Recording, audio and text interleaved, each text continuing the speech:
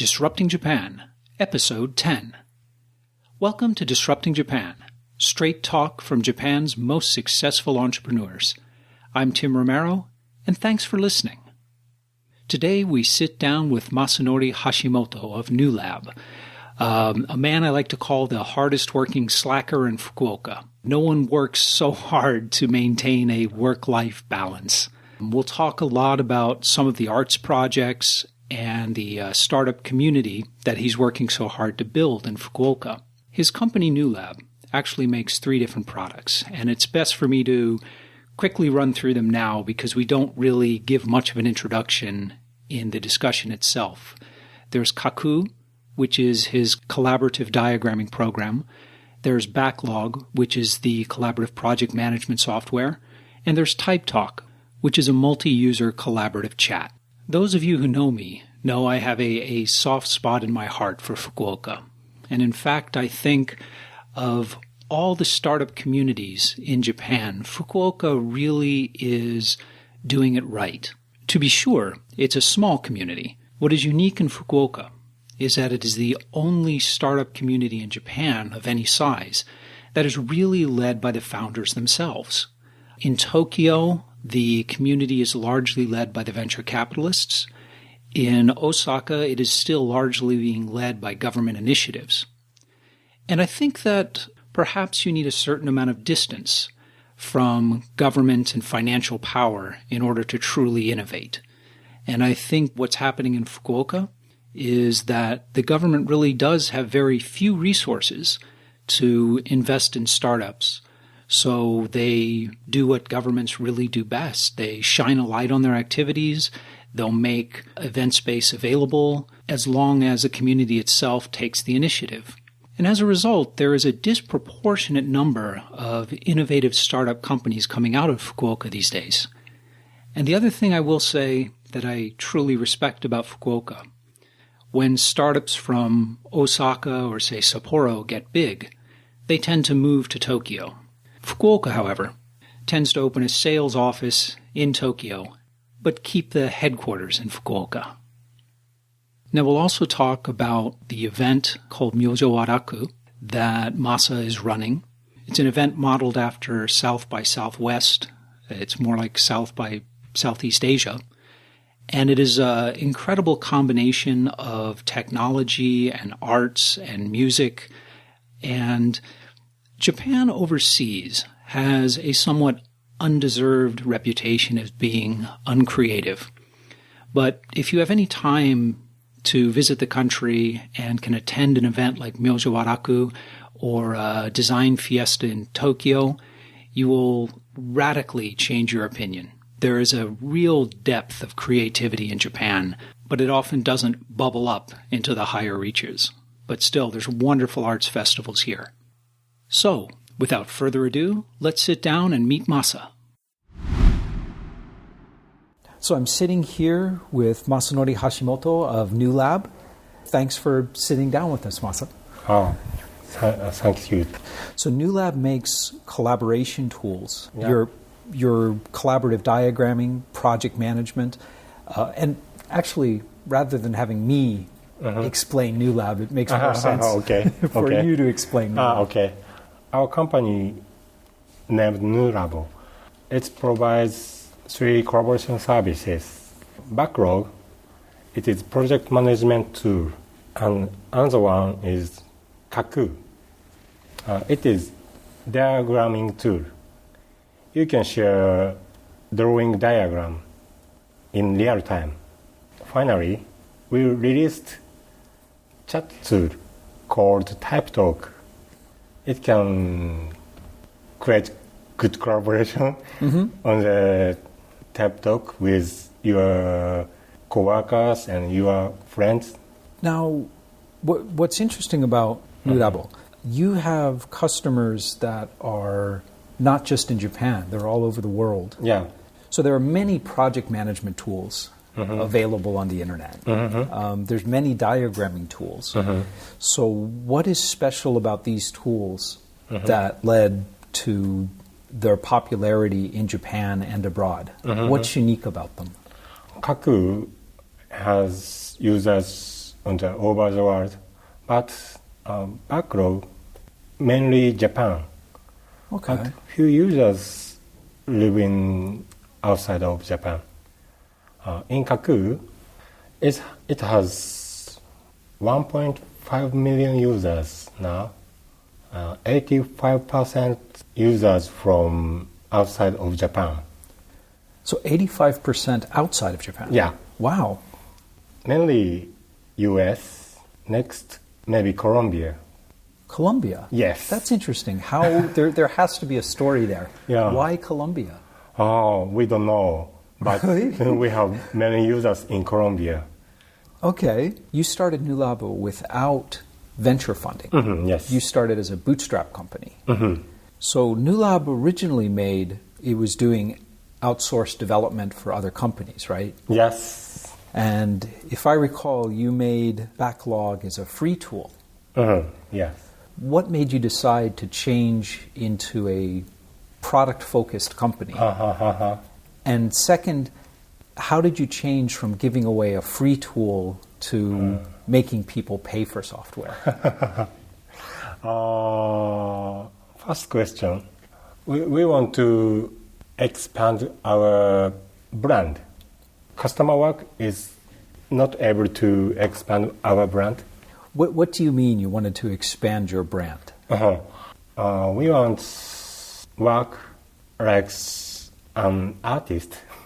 Okay. So you wanted to just follow your own vision, Yeah. create your own software, instead of having other people tell you what software to make. Yes. That makes sense.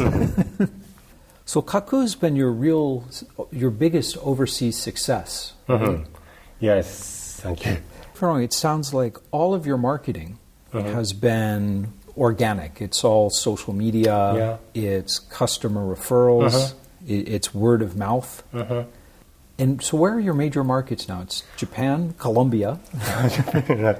Maybe it's organic marketing.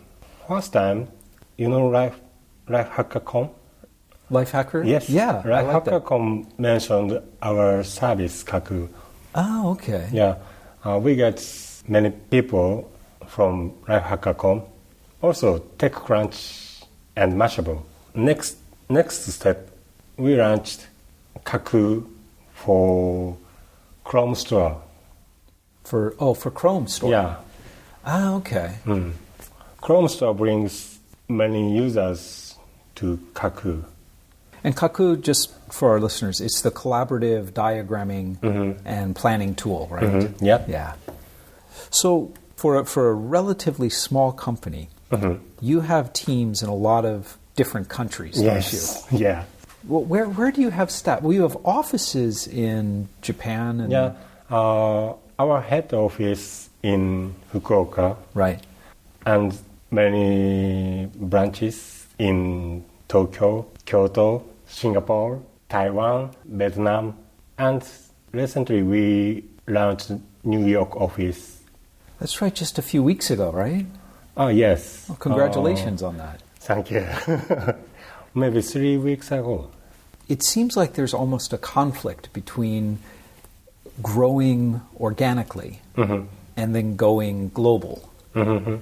So do you wait for interest to develop first and then move into a market? Or, for example, Singapore. Yeah. Did you target Singapore as a market, or did you follow your users who are already there? Already we have users in Asia. Right. Singapore is half country of Asia. So following your users. Yeah, and to support. That makes sense. Nulabo is very focused on building community. And I also know you personally are very focused on community, both here in Fukuoka and recently in Taiwan as well. And you've been doing several different cross-country events between Fukuoka and Taiwan. Like the Myojyowaraku, this startup weekend event, which we're out in the hallway talking. But the Myojyowaraku event is particularly interesting in that it's technology, it's art, it's culture. Can you talk a little bit about that event and why you started it and what you're hoping to achieve? I wanted to go to South by Southwest, but I can't go to South by Southwest because traffic cost is very high. It costs a lot to get there. Yeah, I cannot pay. I had one idea. We hold South by Southwest here. In Fukuoka? Yeah, in Fukuoka. So you wanted to create your own South by Southwest? Mm-hmm. Yes. How many years ago was that? Totally 3 times. First, 1,200 attendees. The first time? The first time. Wow. Second time, we have 3,500 attendees. And are those are people from Japan and from the rest of Asia as well? They came from Tokyo and Kyoto, of course, Fukuoka, and foreign countries. For example, Singapore, Taiwan, Hong Kong. Well, I've been a couple of times, and just so I can explain, it's very different than South by Southwest, but I think it has the same spirit, if you will. Yeah. It's a lot of artists, a lot of technology, a lot of startups. It's just this very positive, creative exhibit and conference for people. Yeah. And this year you launched it in Taiwan, in Taipei as well, right? How did that go? It was very exciting. We collect 5,000 people. 5,000 people? Yeah. For the first year in Taipei? Yeah. Wow, that's huge. Congratulations. Yeah, very biggest festival. So was it similar in Taipei with a lot of artists and technology? Yeah. Oh, that's great. We collect Taiwan startups. Maybe 3 or 4 startups came our festival, and many artists came the event. That's awesome. So from this year, it's going to be every other year between Taipei and Fukuoka, changing back and forth? Yeah. That's exciting. Taiwanese love Japanese culture. I've noticed, a number of people have told me that there is a similarity and a goodwill between Japanese and Taiwan in both business and culture. Yeah. Why do you think that is? I don't know, but they have global mind. Taiwanese has global mind. So the global mind, you mean they're thinking globally? Yeah, they're thinking global. They can speak English very well, of course, more than me. No, you're fine. You're doing great. You're doing but I heard Taiwanese startups go to Silicon Valley. Right. About 20 companies in 1 year. So 20 Taiwanese companies a year are going to San Francisco. Yeah. In Japan, one company go to Silicon Valley. Everybody. That's true. It's still unusual. Yeah. Although I think these days more and more companies are moving. More and more startup founders in Japan are moving to San Francisco. Well, actually, let's talk about Fukuoka. Yeah. Because, I love Fukuoka. Thank you. I do. It's just a great place. However, I hate the phrase that everyone uses, the Silicon Valley of Japan. I just hate that phrase. Yeah. I also. But Silicon Valley is image of future of Fukuoka. I think so. Well, let's forget about Silicon Valley for a minute. What do you think is going right in Fukuoka? Why do you think Fukuoka is so good for startups? Now, Fukuoka is special area to begin the startup company easily. But I noticed both the Fukuoka city mayor and the Fukuoka prefectural governor are both very supportive of startups. Yeah. And they both have separate programs to try to encourage startups in Fukuoka. I think there are crazy people in Fukuoka city governments. Yeah? Yeah. Very creative and brave man. Well, you don't hear people say that much about government officials. Creative and brave aren't things you usually think about. They have strange ideas. Fukuoka City saw our event. They get ideas from them. Oh, okay. They say it's great for festival. We want to make environment for technology people and creative people. So they were actually inspired by the event and are trying to improve and cultivate on that. Yeah. Well, that's good. I've noticed startups in Fukuoka, once they become successful, will open an office in Tokyo. But the headquarters stays in Fukuoka. Yeah. Nuraba also. Yeah, you guys also. Yeah. But companies that start in Osaka, they tend to move to Tokyo. I think it's great. I think it's a wonderful thing. But is there a reason for that? What's the secret? I heard most of Fukuoka people love this area. They don't want to move Tokyo. They just don't want to leave. Yeah. Because Fukuoka has quality of life. Having the successful entrepreneurs in Fukuoka, I think really helps the new generation of entrepreneurs come up. And I think that's something like Osaka is really struggling with now. Oh, really? I think so, because all of the really successful entrepreneurs moved to Tokyo. Oh. Well, let me ask you this, because you started New Labo 10 years ago. Already past 11 years 11 ago. years? Oh, wow, okay, 11 years ago. Yeah. Things in Japan have changed so much in that time. What do you think is better or worse? How have things gotten better for starting a company in Japan now? I think to start company needs 3 founders. Also, New Lab has 3 founders. Yeah. 3 founders has 3 different important things. So each founder has a different set of skills? Yeah. Our CTO is keeping technology culture. Right. Our CMO focus on marketing. Right. And I'm CEO. I focus on team building and community. So you think that the most important thing is getting the right team together? Yeah. Yeah. So 10, 11 years ago, when you were first starting New Labo, there wasn't venture capital available easily at all. It was still very hard to start a startup in Japan. What do you think the most important change has been in the last 10 years? I think startups needs users, not investment. Yeah. Users. Now, the startup try to grow learn English and global marketing. Right. If they can do it, they can easily start the company. If I'm understanding right, you're saying if pretty much today any Japanese who has a global mind, a global vision, can start a company. Yeah. Well, that certainly wasn't the case 10, 11 years ago when you were starting. Yeah. Let me ask this then. Because it is so much easier today. And in fact, some ways it seems almost too easy. Yeah. But what advice would you give like a new Japanese founder, someone who's just starting a company in Japan today?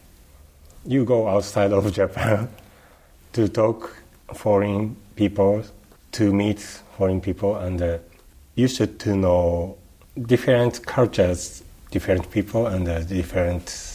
So learn other perspectives, learn other ways of looking at problems. Where should they go? Everybody says San Francisco. San Francisco. I think San Francisco is better, but my first trip is New York. New York. Okay. New York is very exciting city. I got passion from New York City to make global mind. But I guess anywhere outside Japan, whether it's New York or London or Singapore, would give you a different way of looking at problems in Japan. Yeah. Right? Yeah. But then you'd want them to come back to Fukuoka and start a company? Yes. I love Fukuoka. I do. Many startups born in Fukuoka now. Many VC comes to Fukuoka now, and they research startup culture in Fukuoka. So that they're coming to learn, not just looking for investment, but coming to try to learn the culture and what they're doing right. That's good to know. But now Fukuoka startups don't get investment because we don't like investment because we have high quality of life, and if we get investment, very, very work hard. So wait a minute. So you're saying many of the startups don't want to get investment because then they have to grow and work really hard? I don't know about that. I know an awful lot of founders here who are working very, very hard. I think that might be a little bit of pretend. CEO of IPO company, they look unhappy. Yeah, a lot of them do. I think. It's a stressful life. Maybe we need another new exit. Something that besides the IPO or M&A. Yeah. I don't have idea, but we need new exit, which is we don't know yet. So an exit that what would the goal be? Something that would like benefit the community. So it wouldn't have to grow huge. It would just something that would continue to provide value for the community. Yeah. Huh. I don't know what that would be. It sounds good. It sounds like something worth doing. Another thing that's really changed in Fukuoka. So the first time I came here was, I guess, 2000, maybe 2001. And at that time, Fukuoka was mostly outsourcing. From Tokyo. Yeah. Companies in Tokyo and a little bit of Osaka, but mostly Tokyo, were having programmers in Fukuoka do the development work because it was cheaper. Well, I guess that's what New Labo was doing at first too, right? Outsourced development. Yeah. I didn't come for a long time, and then I came back again 3 years ago. Yeah. And the situation had changed completely. There were so many new companies here now. Yeah. And I'm sure some people are still doing outsourced work, but most people seem to be wanting their own creative control. Yeah. For company want to create new service by own hands, not outsourcing.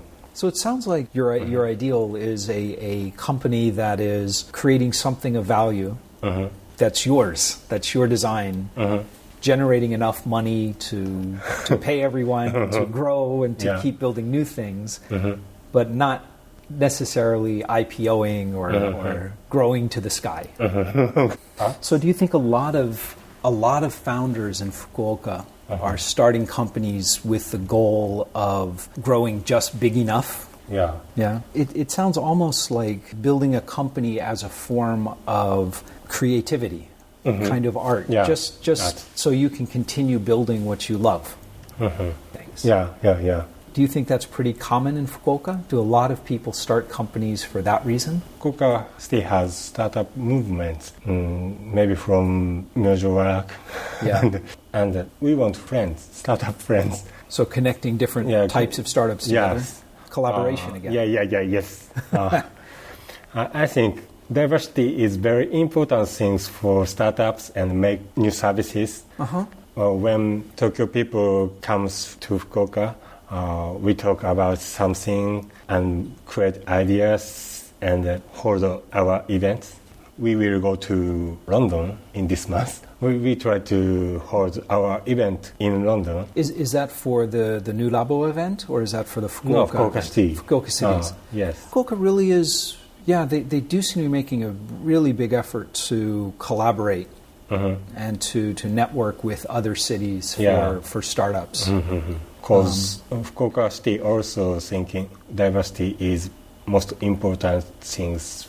Yeah, I think so. Diversity and collaboration. Well, listen, we're almost out of time. Is there anything you wanted to talk about? Do you have idea?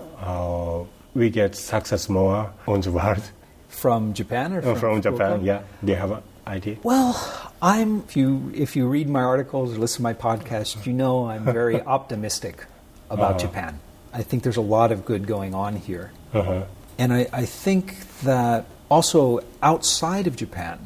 To your point, Japanese are having more of a global mind, a global vision. Yeah. So that's really important. But also, other countries are getting more interested in Japanese startups. Really? Sure.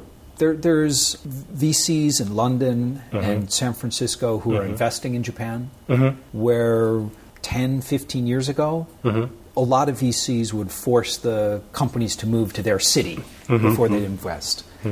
So I think, there are some very positive things about it. That it's very positive trends.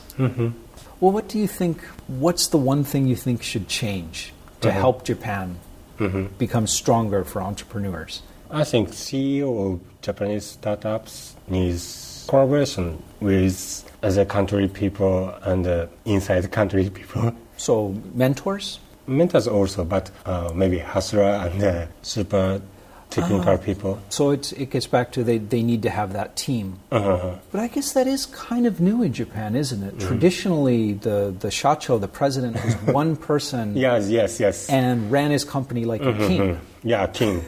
It is wrong. I think, you're right. That really has changed. 30 years ago, there was one company founder. Yeah.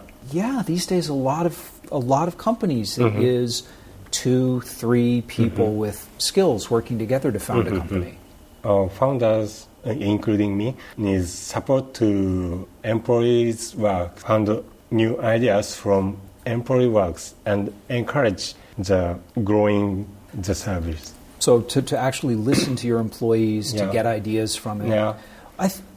I think that is true. The idea of going from bottom up is very important. Bottom-up model is very important. Most of companies top-down model. Yeah. Top-down model is killing employees' ideas. But actually, I guess that's like when you talked about the Fukuoka government. Yeah. They're also very willing to go bottom up. Yes. So they'll look at ideas from your festivals and things and say, this is something we can use and we can help. Yeah. That is, I don't want to say that's new to Japanese culture, but traditionally everything is very top-down in Japan, isn't it? Yeah. Top-down model is killing many ideas and many services. Yeah. Now, employees, great. They can make new services and new ideas more than founders. Yeah, I think that's true. Well, hopefully more and more founders will be acting like a leader and not a king in the near future. What's the best way to get in touch with you if some of our listeners want to get in touch? Is it Facebook or the New Labo website, which is in English, I remember? Yeah. Please check our website and move to our team members introduce page. So the team introductions page. Yeah. Okay. And we'll put links up on the website and the show notes so people can find you. Okay. Well, listen, thanks for sitting down and talking to me. I know you're really busy today. Thank you. Okay. Great. That's it. Thanks a lot. Thank you. And we're back. I think Masa's point about the future of Japanese companies being led by teams rather than kings is an excellent one. It's something that hadn't really occurred to me until we sat down to talk. But more and more startups really are led by teams. Decisions are being made more and more by groups rather than autocratic and top-down, and that can only be good for Japan in the future. If you want to see any of the resources or sites we talked about, please drop by Disrupting Japan, and it's all that information is in the show notes. If you have some ideas on how we can improve the show, let me know at feedback@disruptingjapan.com. And if you like what we're doing, tell people about it. I think there is no bigger compliment to me in the show than to tell people you like what we're doing or to leave us a review on iTunes. Until next time, this is Tim Romero at Disrupting Japan. Thanks for listening.